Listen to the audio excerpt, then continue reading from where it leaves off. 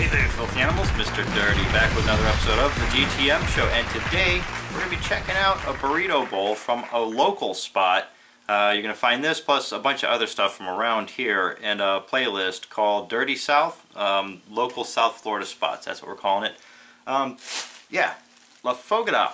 It's a place, it's right around the corner. I actually walked there, picked this up, walked back with it. I think we've only had this in our possession maybe like 10 minutes as we walked back. They give it in like the typical thank you takeout bag that you normally see, you know, like mom and pop kind of places. You don't usually see this with like fast food. It's usually like, you know, privately owned places have the thank you plastic bag. And we've done a lot of burrito bowls on the show, usually from, you know, like franchise places, chains. We've even seen like a few burrito bowls from frozen food places right off, you know, from the grocery store. This one, however, yeah, this is a privately owned place. Like I think there's only one in the entire world, in Wellington, Florida. And this is their lunch special. This runs, I think, like $6.95, something like that. Let's just say $7 for this burrito bowl, and which is pretty much like comparable to Tijuana Flats, Moe's, everybody. It's about the same price across the board. And we've seen those on past episodes, all the other ones. So let me just hoist this up and show you. It comes in like, you know, a foil pod with the plastic lid. And so there's what you get. You get a little swirl of sour cream on top. Guacamole I see down here.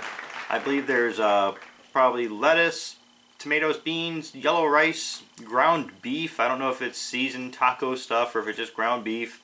I do believe there was mention of corn on here. Ooh, I might have a problem with that, but that's neither here nor there. And pico de gallo, I left that off because it's like way too much onion content for me. And because we omitted that, maybe there's no tomatoes. I don't know. I'll have to get a closer look. Let's get the lid off. Okay, now that I got the lid off, you can get a better look at what's going on there. And I still don't see any tomatoes, so I think that might have been part of the pico going on. I see our corn content is right there on the top in the middle. It's not too much. A lot of guac. And a decent portion of sour cream. I wish we would ask for extra, but I wasn't really thinking about that at the time. Yeah, don't see the beef or the rice yet, but I'm sure it's under there. This weighs a lot. This has got to weigh like at least over a pound. I'm going to say over a pound at least. They did give us utensils, so let me extract... Oop, nope, that's a spoon. Let me extract the fork from the wrapper. And let's dig into this, see if I can find any of the other stuff, or is it like mainly... Oh, there's cheese on top too. Should have mentioned that, cheese on top too. Alright, as I peeled back one corner, bang, there's our beef and rice mixture going on down there in the bottom layered. You can see it, and yeah, I would say that the beef and the rice, peeling it back, that takes up a good 50% of this container, so they didn't chintz out on us. I'm glad to see that we're going with black beans on this. It was my favorite. Alright, let me snap that one time. Okay, it's not bad. It's not zesty taco seasoned meat. I would say it's a lightly seasoned meat. It tastes more like, think Spanish rice.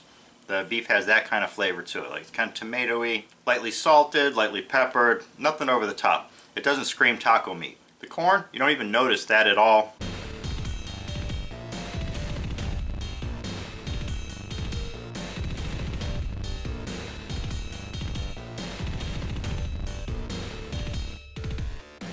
When you hit the guac, you can taste that. It's a little oniony, you know, but it's got like a nice fresh avocado flavor going on with that too.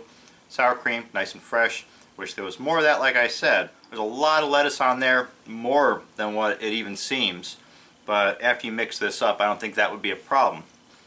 Is this as good as the one that I normally get from Tijuana Flats? I would say no. This is definitely, you know, it's good, a good price and a good amount here, but it doesn't. It's not bursting with flavor. Let's say that. You know, it's not as zesty, not as spicy as the one that you would normally get from Tijuana Flats or even from Moe's. You know, places like that are dealing with taco seasoned meat. This is more like a mom and pop, more like a family made, so I really can't knock them for that at all either. This is definitely a solid product. It just wouldn't be my go-to when it comes to burrito bowls, but definitely a good value, decent flavor.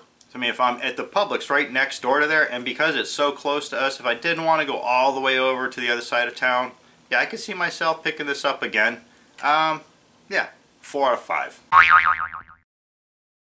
So it's the La Fogata in Wellington, Florida. Definitely give them a try if you're down here in this area.